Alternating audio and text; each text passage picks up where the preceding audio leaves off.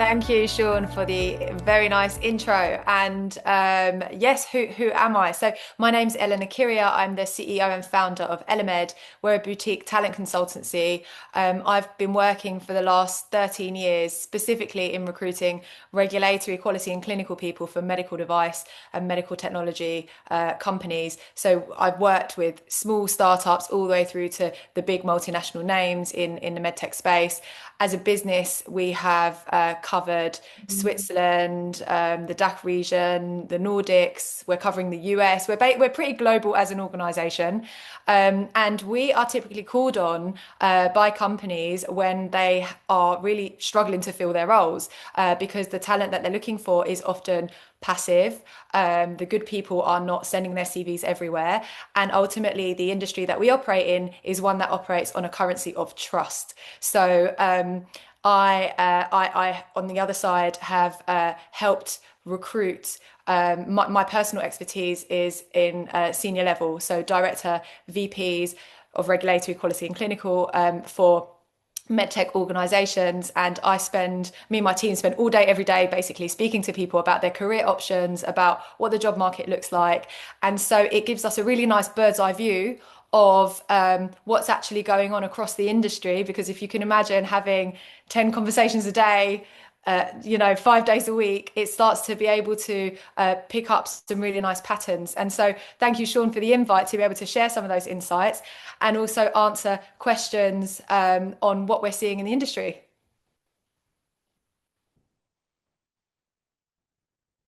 You're on mute. I'm looking at the chat file now, and we have a PhD student. We have a lot of consultants on the call. Um, let's see. We have people that are looking and between jobs. Um, and yeah, I mean it's a really good mix of people dialing in from around the world. We've already got more than 140 people on the call, and so we want to make sure that we get a chance to explore some of these topics. Before I go any further, I did want to ask you a personal question. You know, when you were 12 years old and you were dreaming of being a med tech talent recruiter, you know, tell us about how you got from 12 years old to uh, being in this position, because one of the things that I find really interesting, and I want people to put it in the chat as well, is what first pulled you into medtech? Yeah, it's a really interesting question because obviously I have a different background to most people here. So when I was 12 years old, I wanted to be a Disney princess. And that was really my dream. And I almost achieved it because actually when I was at university, I started up a company where I was essentially a kids entertainer. And I do that still sometimes. That's a secret, by the way. Look, nobody knows that, but I'm letting you all 155 of you know that sometimes at the weekend I still dress up as Princess Jasmine and entertain 5-year-olds for fun. But after I went to uni and I studied languages and linguistics, which essentially is the science of language. I got really interested in humans and dealing with people. And after realizing that I wasn't going to be a famous singer or pursue performing arts, although I did apply for The Apprentice, which is the equivalent of, oh, what is that in the US? The Apprentice. It's like where you apply and it's I think Trump used to do it. Hmm. What was that show It called? was The Apprentice also. Oh, you have The Apprentice. Okay. I applied for that and I got to the last 20 and they had they put 16 on the show. So that was a unique experience that for me just kind of like changed the trajectory of my life. My dad turned around and said, "You better find a job or I'm going to find one for you." And Mm. so I knew that I wanted to do something with the languages because I speak 4 languages. I wanted to do something with people, and I found myself joining a recruitment company. And I kind of, at the age of 20, I just got pointed at um, doing something in sciences was like my mandate.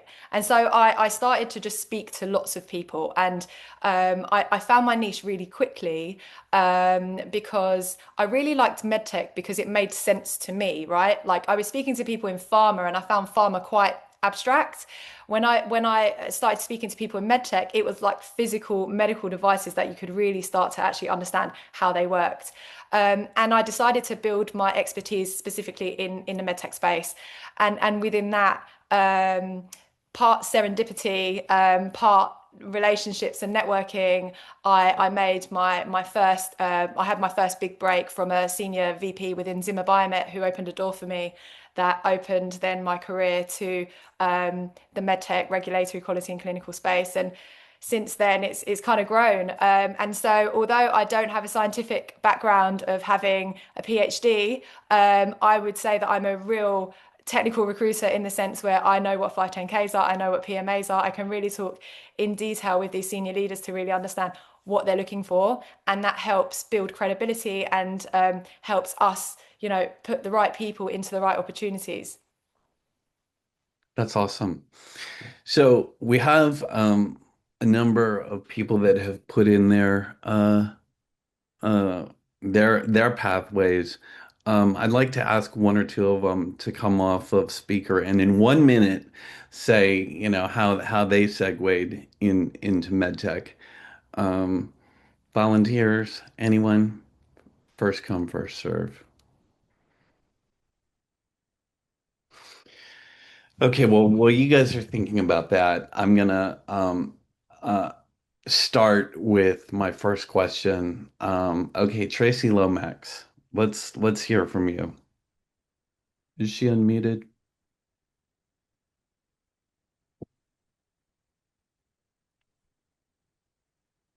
Tracy. Sorry, technical difficulties.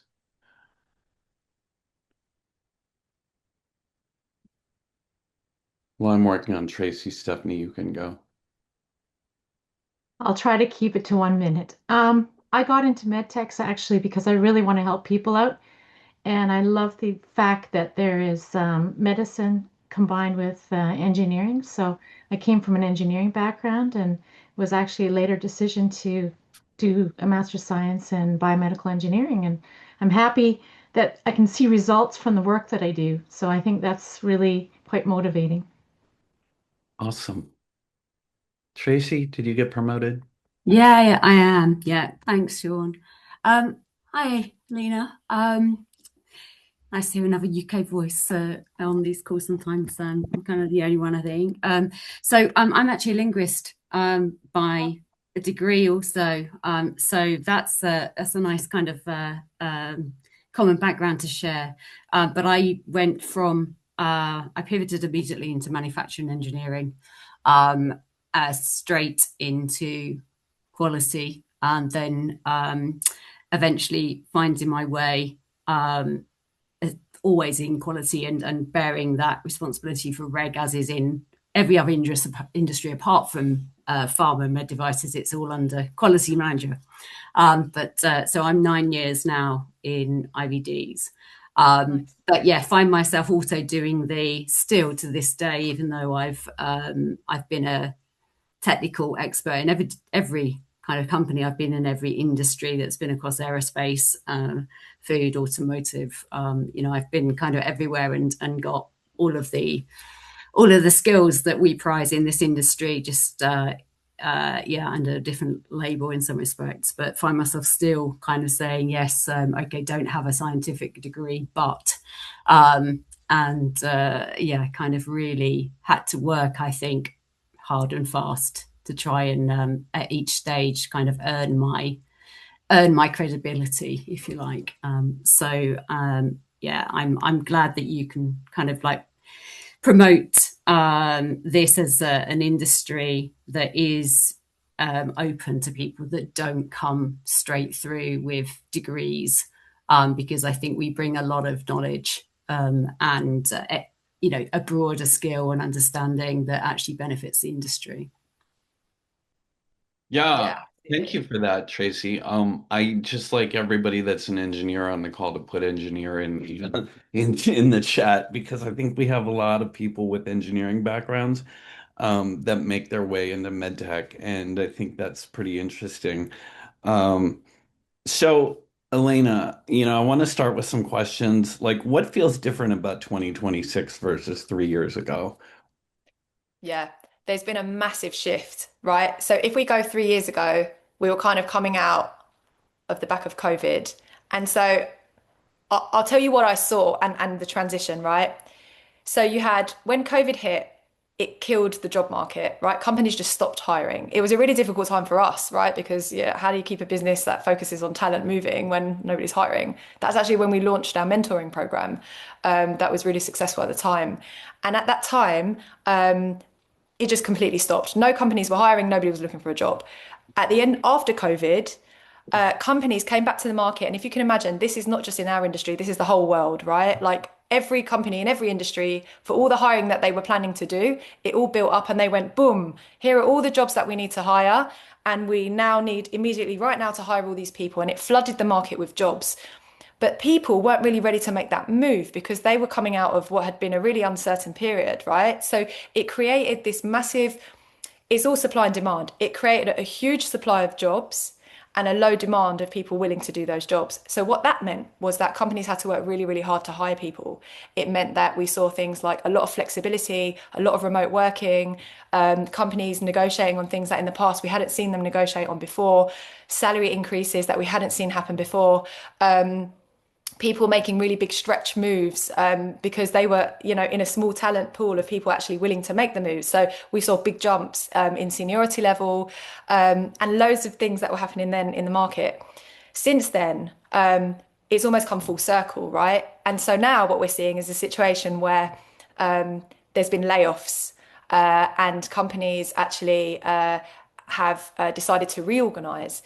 And what that has caused is a demand supply tension, but the other way around. So it's caused a lot of people to be available on the market, companies like less roles open for hiring. And so now what we're starting to see is a shift of companies really being in the driving seat.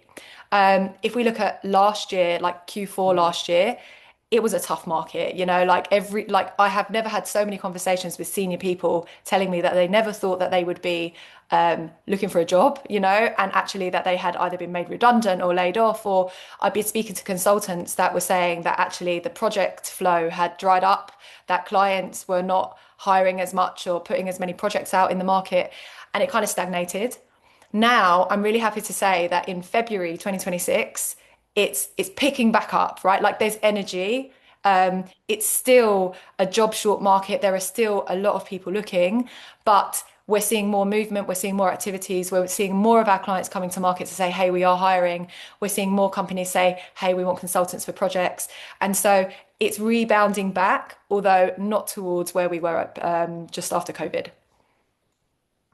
So you said companies change the way that they're hiring. How are they hiring now? What kind of flexibility are they offering in terms of remote work or, and I also sort of wanted to get into the AI screening aspect. You know, are they employing technologies to help them screen candidates? If so, what should the people on this call be aware of with regard to that? Like, how does that screening technology work? And then, like, you know, where are they letting you work? Yes. Okay. So, in terms of what we're seeing kind of on the company side right now, companies are much more in the driving seat. So, unless the company has truly been set up for remote work, then like if let's say a company has a team and there's one person that's remote and everybody else is in the office, they want people in the office, right? And so we saw a shift where companies started to say, "Hey, we want you to be based in the office." And then if that one person wasn't willing to do that, they were deciding to part ways. Um, so there are companies that still hire remotely and globally, but they are companies that really have that at the core of how they operate as a business. They're more digital, they're more agile, they have policies that allow for those type of things to be possible. But companies that, historically have had a strong office presence, we've seen, want to move back to that. Roles like regulatory affairs, and medical writing tend to be a little bit more flexible in terms of location. So we tend to see more kind of remote kind of setups with those type of roles. Roles in quality or clinical operations tend to be much more site focused. And so it depends on the role, it depends on the seniority, but we're seeing more of a shift to the companies being able to dictate, this is what we want this role to be. And because of the fact that there is a lot of choice out there for companies now with candidates on the market, they're able to essentially, if somebody's saying, hey, I want a 100% remote role at above market rate, and X, Y, and Z flexibility, unfortunately, the company's just saying, okay, we'll just choose someone who aligns more with what we're looking for. In terms of the use of AI, that's definitely a thing. But that's not new, right? So like companies for years have been using ATS systems so an ATS system is like, if you go to a company website and then you probably have to fill out a whole form, upload your CV and put some stuff in there in order to apply on their website to a job. And those ATS systems typically would rank candidates, right? So I wouldn't say that is particularly new. What I think the biggest shift has been for us when it comes to AI is how AI has made it so much easier to apply for jobs. And so it's created an environment where it's overwhelming, right? Like, so, you post a job, you get 400 applicants in 2 hours, right? You go away from your desk, you come back and you have 400 applicants who everybody, has a story. Everybody has, everybody wants to hear back. Everybody wants to hear back in a tailored, custom way. And so companies find it difficult to manage that. We find it difficult to manage that. And so I think AI has created a lot of noise around the application stage. It's still there in the filtering stage, but it's really in the ability to en masse. Like in the past, you would sit there and tailor your CV, right, for each job. You can use AI to do that en masse for 20 roles, click easy apply and do it in an hour. And so I think that's the challenge and that's the real shift that we've seen when it comes to AI in the early stages of the process. Amazing. I'm wondering if anybody on the call has had experience with applying for jobs recently, um, and what their experience has been. If you want to volunteer to, come off mute and share that with us. But while I'm asking that, I'd also like the other people to put in, what's the single biggest force shaping hiring right now in your perspective? Is it AI? Is it regulatory pressure? Is it the startup funding climate? Is it the political atmosphere, cultural shifts, remote expectations? What do you think is the biggest thing shaping the job market? And just love to hear everybody's opinion. And you can put, something other than what I said if I, left something out. Did we get any volunteers for the sharing their experience with looking for a job recently? I'm not sure. I was too busy running my mouth um, to manage that. Um, and then, I'll just ask you, Elena, what do you think the biggest factor is right now? The biggest factor in driving change, and it's a very good, very, very good open question. Um, I think the uncertainty in the Mm, market for a lot of organizations has led to quite a negative market until now, although as I said, I think it's changing. Um, One of the biggest things that I see in terms of pressure for organizations, like if I speak to VPs and I say, what's keeping you awake at night, is this intense pressure to have to do more with less. So it's like there's more global regulations, there's like more work to do, but companies are not giving them the same budgets that they used to. So there, or even for them to maintain the same team size they have, that same team needs to do so much more work. And so it leads to conversations around how can we optimize, and that's where you start to look at AI tools for the profession.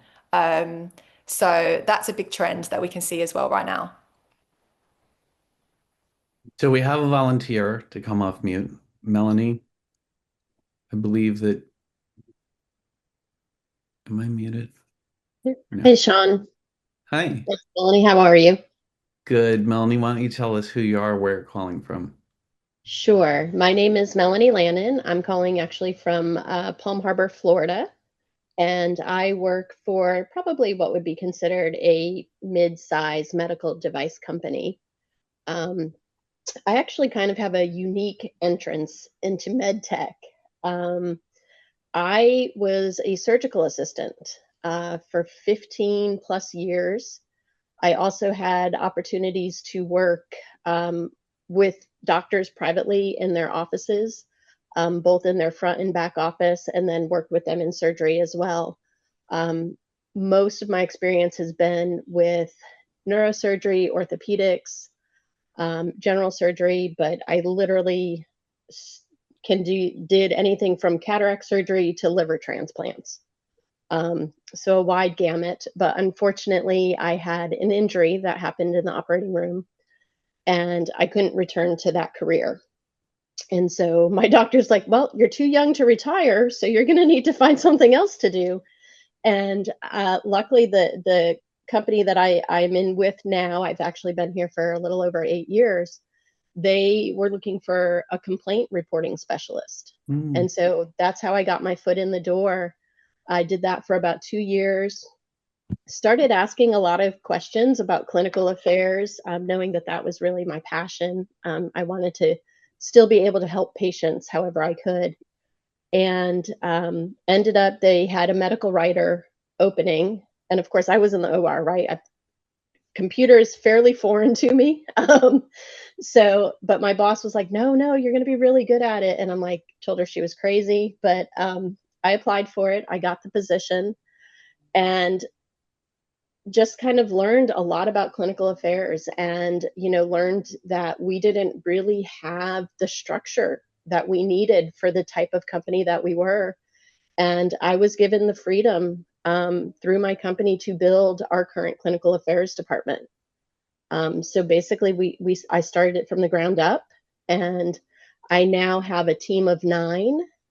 So we handle all this, all the regulatory documents, primarily EU, but we also work globally. So I do stuff for Brazil, Australia, Canada, but we have a post-market surveillance side, we have a clinical trial side, we have clinical study side now. So it was actually really cool. And it's really unique because I can build my team with medical people.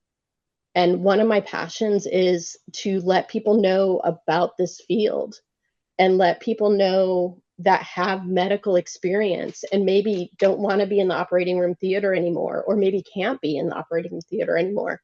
They have a way to come into this side of the field and share their experience. It's invaluable because most people that are doing this don't literally have the hands-on experience with these medical devices, and we do. And so because of that, I've been able to open up my job descriptions to allow for nurses that maybe only have a 2-year degree. People like myself that had a 2-year degree, but maybe went back to school. I actually went back to school for a bachelor's in clinical research. But, it opens up that field because that experience, you can't teach that. Mm-hmm. And it's, huge. And so I love the fact that my company allowed me to kind of open that to maybe a field of people that they would have never thought could do it. Yeah, that's a Or great point. yeah, Thank you for sharing that, because I think that the way that people come into medtech, it's not like you get a degree in medtech in undergrad usually, you know, right. um, and a lot of us have a variety of different backgrounds, and we come here in a whole series of ways. Elena, listening to what Melanie just shared, seeing people who might not have the exact match, might think, oh, I'm not qualified to move here, I'm not qualified for this. How do you see employers handling that in the job market today in terms of like, oh, well, are they willing to take a chance on somebody who is a nurse or is a, whatever, a technician?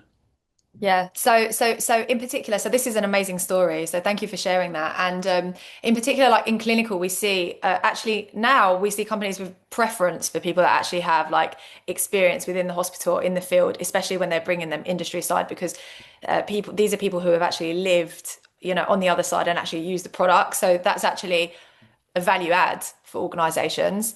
So and to your point there, Sean. So it depends. It depends, right? So I'm a big believer in the wildcard candidate, right? I can't tell you how many candidates that I've placed that have been the wild card in my shortlist.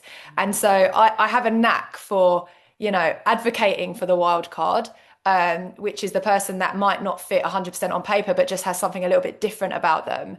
And so if you have an organization that's open-minded to that, these are the people that are going to transform like the way things are done because they bring a slightly different way of thinking. They have a unique experience. And so I think that that can be really, really powerful. However, for that to happen, you need an advocate, right? Like it needs to be either the hiring manager or the HR or internal talent, or if you're working with a partner like us, I'm often the advocate.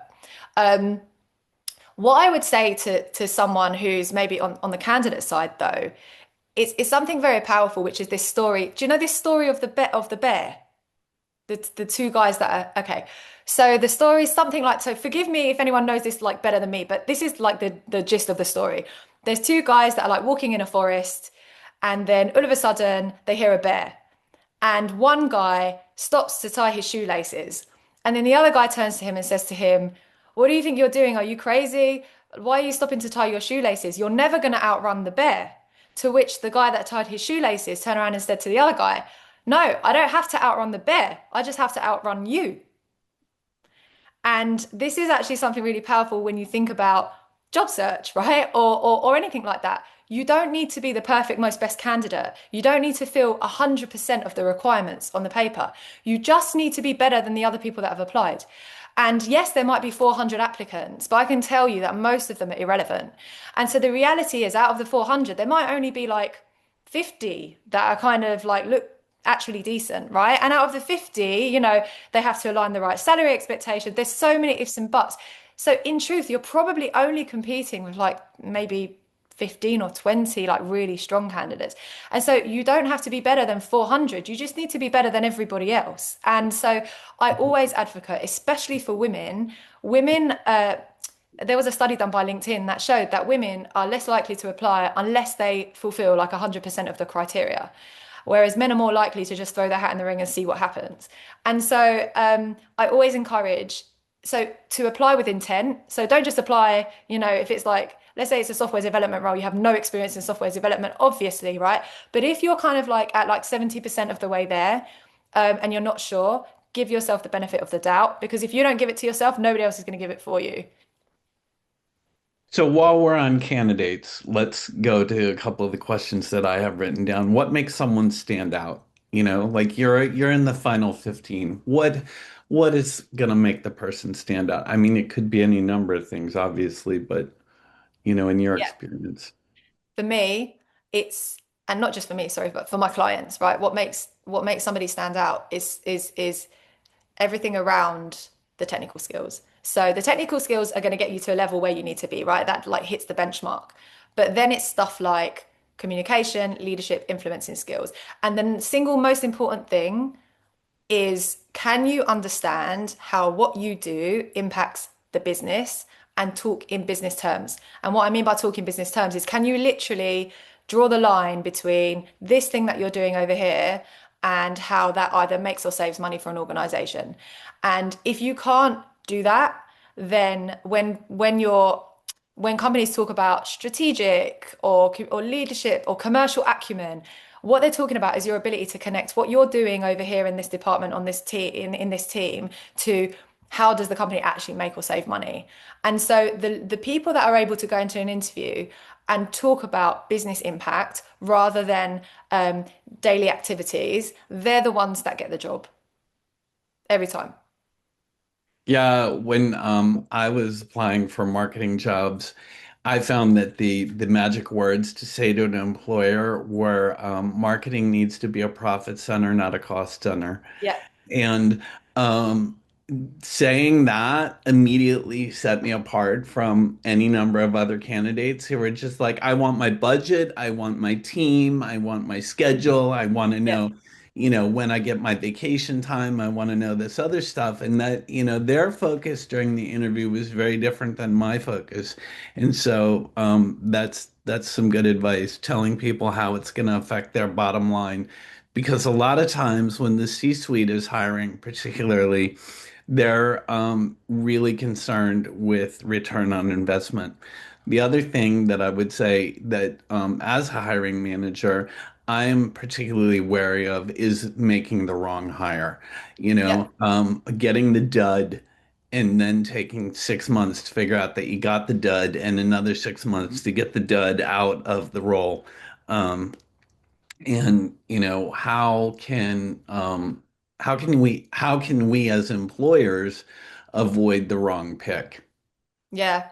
It's a really so again, really, really good question. And I think interview processes really need to change, you know? The organizations that are doing it well are the ones that are testing what people do, not what they say. And a lot of hiring has been done on gut instinct, which is, I believe in gut instinct and I believe in having an energy, like feeling an energy with someone, right? But I think what I see happen is that companies will not really have a clearly designed interview process to start with. So they'll kind of like start and then go, oh, let's pull this person in or let's pull that person in, which creates a terrible overall experience for the candidate and demotivates them through the process. And then on top of that, they don't you have different stakeholders that don't have clarity on actually what they're looking for, right? So you might have, we're hiring a reg director, and then you might have like the VP's looking for one thing, the CEO's looking for something else, and then there's a business partner who's looking for something else. And they haven't come together in a conversation to say, these are the three things that we actually agree that we're looking for, and this is what we're scoring the candidate against. And so a lot of the mistakes around hiring the wrong people, a lot of blame is put onto the candidate for overselling and all of that. Actually, I say it's the organizations that don't have strong recruitment processes and don't have clarity on actually what good looks like and what they're looking for. And then the other thing is then when you go into the interview, they ask a lot of questions like, if you had this situation, how would you handle this situation? As opposed to let me put you in that situation or simulate it as much as possible and you show me what you do, right? And I think the difference between hypothetical and actual reality, that is where you start to actually see how people respond in given environments. And so I think with AI, being able to write people's CVs and helping people actually prepare scripts on what to say if they were asked this question or that question, I think companies definitely need to move towards a more of a structured recruitment process where they're actually testing for specific attributes and also for things that you can't plan, right? So like how do you test for communication or leadership skills? And I'm not saying do a personality test. I'm saying like create a scenario where somebody has to do something and then score objectively against that and then use that on top of your gut instinct. These are the organizations that do it super well. And those are the ones that, I mean, mishires happen all the time, but I definitely think by doing that, you're going to avoid a lot of mishires. Yeah, I know from my own hiring that having, at a lower level, we just had a proofreading test. Take the proofreading test, and it was amazing that some of the people from Ivy League schools failed the test, and some of the people from state colleges just blew it out of the water, and it was completely unexpected results. But it was, do they take the time to concentrate to get the test right, or do they do it as quickly as possible, turn it in, and just like I'm not doing this test. So part of the test is the willingness to do the test. But Yeah. what I wanted to ask you about tests is I've also seen less than scrupulous employers that are fishing for ideas. We want to Yeah. fish around for everybody's best marketing ideas. So we want you to write a sample marketing plan for us. Yeah. I've been asked to write marketing plans and I just say no. Yeah. Yeah. Free I, consulting, right? I've I seen that as just say well. no. Yeah. I'm not, you want to hire me, you want to pay me $300 an hour to write a marketing plan for you, I'll go ahead and do it. But I'm not doing free consulting. Has anybody else experienced that sort Yeah. of um, Yeah. recruiting tactic? I think there's a couple of things here though, right? Like there's two angles to this, right? So like one is like if it's a permanent role. And if it's a permanent role, I always encourage, so as part of our process with the companies we work for, we help design the tests, right? And actually we have like a suite of tests depending on the role type that we can offer to the companies. I'm not a believer in giving people homework. So like I'm not a believer in like take this on a Friday, work on it over the weekend, and on your interview on Monday, come and present this like nice strategy. And what I'm a believer of is like here's a scenario, take 30 minutes, and then rough, just give me like what you would do, right? And just like and here you're looking more at sort of like how they think about the problems and how they come to where they've gone, and then you can kind of stress test. The free consulting piece. So the question is why, right? And so oftentimes what I see is sometimes it's companies that, they're fishing around, right? And they have no intention to buy. But then I think like as a consultant, then how well are you qualifying that potential client, right? And filtering them out early on. And then secondly, wouldn't it be really powerful if companies approached you because of who you were, already knew your value and wouldn't need you to justify it? And that's where I think that visibility starts to become more and more important because there are certain people in the industry that because of their name, because of them being known, right? And really known for what they do, like you, Sean, right? Like if a company came to you and said, write me a free marketing strategy, you just be like, no, you can turn it away comfortably because you have a high demand and because you're a person in demand, right? And so my interest on the consulting side is how do we get consultants to a place where they're creating a steady stream of inbound business where it's qualified high value clients coming to you where you do less consulting but actually they already know your value and you can share that value through content, which is something that obviously you do, Sean, really really well. And so there are also consultants that will say, I don't post on LinkedIn because I don't want to share all my best ideas. But the thing is, if you don't, someone else will, and then they'll be the ones that the clients contact first anyway. I really think that there's an opportunity there for consultants to build a little bit more visibility and brand. Let's talk about consultants some more. We got a number of consultants on the call. Martin, I saw you had your hand up earlier. Are you still there? Yeah, I'm still here. So as a So, consultant who posts a lot on LinkedIn, I mean, I have obviously have a bias towards LinkedIn. I think that let's put in the chat, love it, hate it, don't touch it, different, how do you feel about LinkedIn? And Martin, you're obviously a fan, but has it helped you? yes, yes, I don't have to look for work. The work comes to me. And if I hadn't made that attempt to say, hello, I'm here, which is for me what LinkedIn is all about, and hello, I'm here with substance, Hmm. then I probably wouldn't have enough work. And I need a lot of work. that is my downside. I need a lot of work to keep me occupied. So that's my view. Yeah, use LinkedIn to say hello, I'm here, and say hello regularly. And I also believe it's a reinvention. The earlier question is, how did you get into medtech? Well, I was born in medtech. My first job was in medtech, basically, and I've been in and out of medtech along my journey, but basically, I've been in medtech a long time. So that's an easy answer. But how did I get the first job? By chance. I went for an interview and I had no clue what I was interviewing for, and I just bluffed it. And I was fortunate. But in 1979, that was probably a lot easier than it is now. Hmm. So there's that whole aspect to it. But at the end of the day, and I completely agree with Elena and this whole thing about people people have to show that they have value. And how do you do that? I'm at a point in my journey where people say, can this guy really do anything? It's not enough to say, hello, I'm here. You have to be able to show that you're hands-on. And I see CVs where people write that they've done some course in using ChatGPT. That's why I put up my hand, because it's like, how many CVs do you get? And when people come to me and they say, what should I do? And I look at their CV and I see something like that on it. It's like, take it off, move it, get rid of it. No one's interested, because the bottom line is that the story is reinvention. And I'm very fortunate that I've been at the executive level and at the lower level, and I bounce in between, and I've remained hands-on. And a lot of people climb the ladder and they don't remain hands-on. And guess what? Now, it's not enough to be able to use ChatGPT or Copilot or Claude or Gemini or DeepSeek or whatever. You have to be able to configure your own GPT.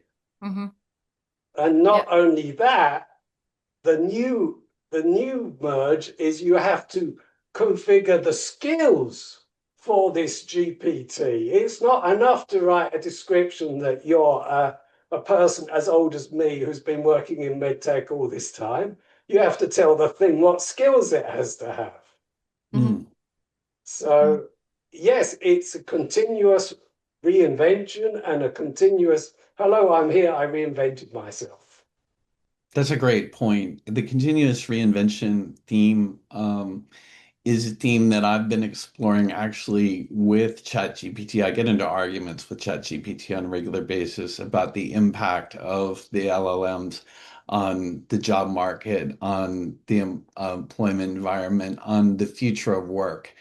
And I think a lot about the future of knowledge work.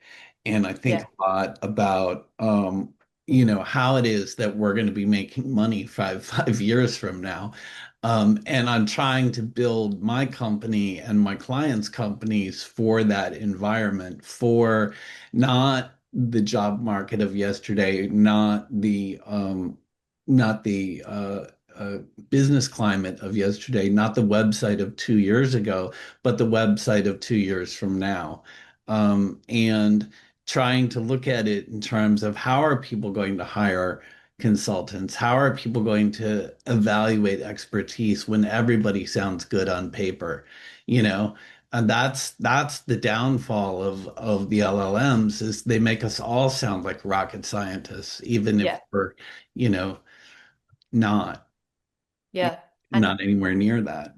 And this is where authority, and I've got this concept of what I call quiet authority, right? Because I think sometimes we talk about brand and visibility, and that sounds quite marketing and sales. And I'm conscious that a lot of people in my network, a lot of the people that follow me, are not marketing and salespeople and didn't want to be a Disney princess when they were growing up, right? So actually, there's this concept of quiet authority, and actually, I'm building something that's gonna, help people in that space. But it's like, if you're introverted, there's still a space for you, right? And I got an invite from LinkedIn to Davos to join the LinkedIn Lounge, where I had literally an interview with the chief editor of LinkedIn about what works in the feed. And they are prioritizing deep specialist knowledge on technical topics. It's like the best place for you guys to be in terms of sharing your knowledge and expertise. The feed will be picking it up if you're consistent, and it will prioritize it. And Martin and Sean are great examples of people that are doing it right now and that are seeing the results. And something that really changed for me when I really understood the power of it is this concept that you see often in marketing. So Sean, this would be really obvious for you, but it's this concept of one-to-one versus one-to-many. And it's this thing of like, traditionally, you would grow your business by having one-to-one conversations. You go to an event, you meet someone, you have a coffee. You jump on a one-to-one video call, you have a coffee. You pitch for business one-to-one. And so your time is on a one-to-one basis. However, the power of LinkedIn, if you get it right, or any kind of social media, is you can speak to many people. So with every post, I speak to, 30,000 people, right? And so immediately the reach is significantly broader.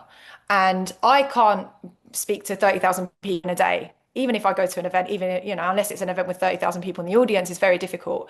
LinkedIn gives you the platform to be able to do that. And so if you start to share your knowledge and expertise, not in a boastful way, but you start to see, if you're a consultant and you work across multiple clients, you're going to start to see trends. You're going to start to see clients saying the same things over and over again. All you've got to do is share that, right? Share that as a trend and an insight and how you're dealing with it for one client. And then what will happen is someone in the feed will see that and feel that, oh, I'm having that same problem. And that person's Martin's doing that for three other companies, and actually Martin's going to help me. And so I'm going to reach out to Martin. And so Patricia, who's an amazing consultant, but has been keeping her head down because that's the noble thing to do, won't be approached by the potential client. Martin will receive the client because he's positioned himself as a person of authority in that space. And that's where I think the big opportunity is for people that are in consulting right now.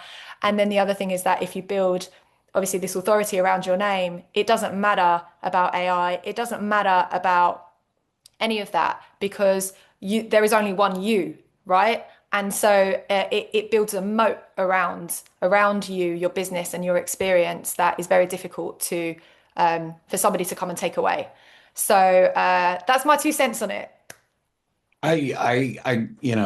First of all, agree 100% with what you're saying. MLV was started to find the medtech leading voices, to find the people that were sharing value openly and generously on LinkedIn, and is a LinkedIn-centric platform, which is built entirely around that. And the way that is morphed over time has been to expand outward into other areas and into this idea of community. And the community is the moat for MLV. It is these interactive calls. It is the weekly, we had 3 calls this week.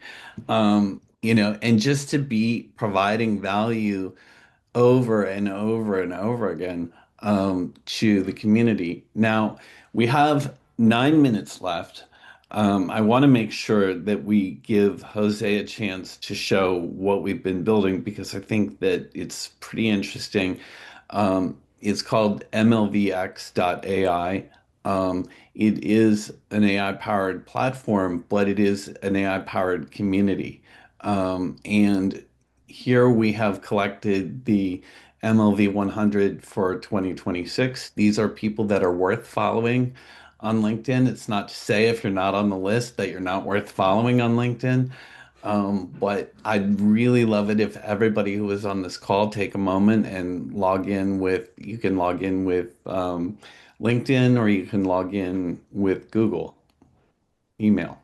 Yeah, and I know some of you were on the call last week where we introduced this, so the idea is not to go over the whole thing and rehash it, but we're improving it week by week, and we're doing it with the feedback from you guys, from this community. So I thought today I would just show you the stuff that's changed in the last week based on feedback from you guys. So like one thing, and if you weren't here last week, I'll give you the quick crash course. So there's an AI search element and there's an experts search element. And this is a great segue from what Elena was just saying about really the only way that you're going to be known in the community is if you're posting good content, right? If you're showing your expertise by writing pieces and by showing that off. So we've added a new feature now where, not only do you have the experts directory where you can search people by categories, for example, like, I don't know, digital health, you'll see a variety of people, or marketing and sales, you'll see Sean up there. But now we're pulling in LinkedIn posts from the experts. And so if you're posting, like Martin posts very regularly, so of course you might expect to see him. Gunter posts quite a bit. And so you can kind of scroll through here. And the nice thing is that you're getting posts from the experts. You can click on an expert's, like if you have the card expert, and see their particular post in one place. And then you can see all experts. So that's kind of a cool new feature. We're still improving it. It's not pulling like everything that gets posted yet. We're trying to improve that. But if you have a particular post that you want to show off, you just come into the left navigation panel and just click share post. And then you drop in your own post on here and say share posts, and it'll show up. You can only share your post. You can't share somebody else's post right now. But yeah, so that's kind of a cool new feature that we've just added. And then the other one, so this one was born from a conversation with Carrie, who so she was in a chat and like we've only got okay, so the idea here is what differentiates the chat from ChatGPT here is that we've got a database of like guidance documents from FDA, from the EU, et cetera. But more importantly, we've got a database of content from you, from the experts. So blog posts, transcripts from webinars, pretty much anything that you as an expert want to upload. It'll go to a review, to a content review, and then so long as it's relevant, we would approve it. And then it gets ingested into the database. So when you ask a question, it's going to provide a response that cites the experts and it's pulling information from their content as well as relevant guidance documents. But what happens, so what happened to Carrie is that she was having a conversation with a chatbot and she saw that the guidance document it was citing was outdated. So there was one that was released just this year. And so she's like, oh no, there's a new one. And she dropped in the URL for that.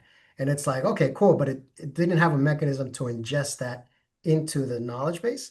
So now if you're having a conversation with the chatbot, and let's say, I just put one in here, but I'll do it again because I rejected it. So if you drop it in here and you're like, hey, can you add this to the database? Like, here's a guidance document that I don't think you have in there, and I think you should add it. You just drop in the URL, or you can also use this attach and just drop in a PDF as an example. Put that in there, and it's going to recognize that you're trying to upload content to the database, and it's going to show a pop-up that says, hey, we successfully extracted content from the URL. Do you want to submit it for admin review and potential inclusion into the knowledge base? So it's a check because if you happen to upload something that is proprietary, you don't want in the knowledge base, then you wouldn't click agree here. So we want to give it a chance. We don't read your chats. We don't read anything you upload unless you click this agree button and say, I want this in the knowledge base. And so you would click this agree. And then on the admin side, we would get a notification that says, hey, somebody uploaded this for ingestion. And then we would do it. And it's telling us here, no, this reference is not currently in the knowledge base, but I can see the content. So in the conversation, you can ask it questions about that particular content piece or guidance document or whatever that you just uploaded. But in addition to that, in this case, it was sent to administrative review so that we could insert it into the knowledge base and benefit the whole community. And what's cool about this is like if I kind of look at, I've done lots and lots of chats. Let me see if there's a good one I can pull up. Maybe not that. Yeah, so if you ask a question and it's able to match it to content from an expert, it shows you the content and then it shows you also the experts. So you can then if you imagine a startup who's like trying to learn about DIS 18969 and they see this and then they see that Danielle had like something intelligent to say about this and then they click on her profile and they go here and they're like, okay, this is somebody whose specialization is clinical and she has a slide and all of that. So it's a really great way for the community to see who the experts in the field are. So that's it. Yeah, as an expert, it's a great way to catalog your best work and to have it not go away the way it does on LinkedIn.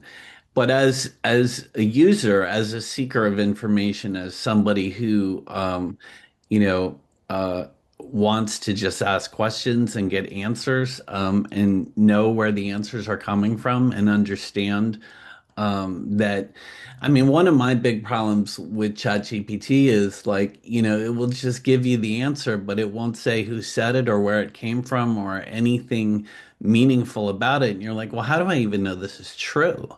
You know? My dog was having a problem with her eye, and I'm asking questions, and I'm like, according to whom? And that is the fundamental basis of journalism is, according to, employment expert Elena Kiria, and then it's followed by, a statement, but it's not an unsupported opinion, that is, well, how do I know? How do I know I can trust this person? How do I know I can trust this opinion? You know? So And one last minor note here. The reason these features are being added, it's because of you guys, right? As you're asking, so if you look, as you register and then look over here where it says send feedback, if you log in a bug or a feature request or everything else, we're looking at these on a daily basis, and the features that we're adding are primarily driven by that. Other features that we have coming but aren't implemented, but you'll see here, is like courses. So, we're looking to build that out over the next few weeks. And so right now, if you've already got ideas, submit them. But again, if you have ideas for other features that you think would be valuable to you guys, please let us know. If you register and if there's already an expert page and you register, then look up your expert page here. I don't know, Elena, do you have one? Maybe. Yeah, look. Oh yeah. There you are, right? So, Elena, like when you register and you come on here, what you'll see is like under this banner, there's going to be a little thing that says, "Is this your profile?" It's not showing it to me because I'm already linked to an expert profile. But if you register and you look yourself up and you have an expert profile, look for that little link and click on it, and it'll send us a request to link your account to the profile page. And then at that point, you'll be able to come on here and edit your profile and look at your dashboard. Like there's a dashboard here. Actually, that's only if you're, well, no, if you're an expert, you'll be able to see it here. And then there's other features that are, I mean, there are upgrade options where you can upgrade to like a full expert account. So that would give you more things that you can do. But you can always, everybody can, if you have an expert account, you can update your profile. So that's a thing that everyone can do. All right. So the last thing that I'm going to say about this is that in order to get this thing off the ground, we need a lot of users. So I want everybody on this call to take a moment and go to MLVx AI and just log in. Those of you who would like to claim an expert account, please write expert in the chat and we will make arrangements for this to happen. Third of all, ask me for the promo code to if you help us promote this thing, if you're willing to promote this thing on your LinkedIn or what have you to your network, we will give you 3 months free, right? Is that correct? Am I lying? Oh, that's true. Right. So, you look at the pricing on this thing and then you say, I want 3 months free access. So while we're building the thing, while the thing is getting better, but what I'm saying is get in early, get in often, start playing with the thing, start using the thing, because um, we're just incredibly excited about this, and we're here for you, at the end of the day. I mean, my goal was most people can't afford my services. How do I promote the individual consultant? How do I promote the individual expert who does not have time to hire a marketing department or a marketing agency or spend all their time doing marketing? How does that person get new clients? That was the challenge that I set out to solve, you know?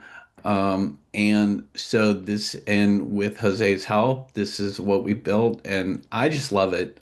It's afternoon, so I appreciate everyone, especially Elena, for joining us today. Elena, I'd like to give you a minute or two to say goodbye to everyone and ask them how you can help them. Tell them how you can help them. Yes. So if you're hiring, obviously please get in touch. We have both permanent and consultant service offerings for organizations. If you're looking for a job, of course, get in touch. If you're interested as well in learning how to build quiet authority, please follow me. I'm talking more about that. I also, for a select few, I do it kind of once a month. I do personalized LinkedIn profile reviews that I pre-record and send. So if you want actually my expert advice on your LinkedIn profile, please send me a DM on LinkedIn and I'll share with you the way to sign up for that. But yeah, I think that's everything. And I've got a podcast where I interview executive leaders. I've got the CEO of MedTech Europe on the next one that's going to be released late March. So if you want to hear stories from people that are, in their career and have career advice and get mentoring from them, you can listen to the podcast. It's called Career Diaries by Elemed. And thank you again, Sean, for the opportunity to come on and share some insights.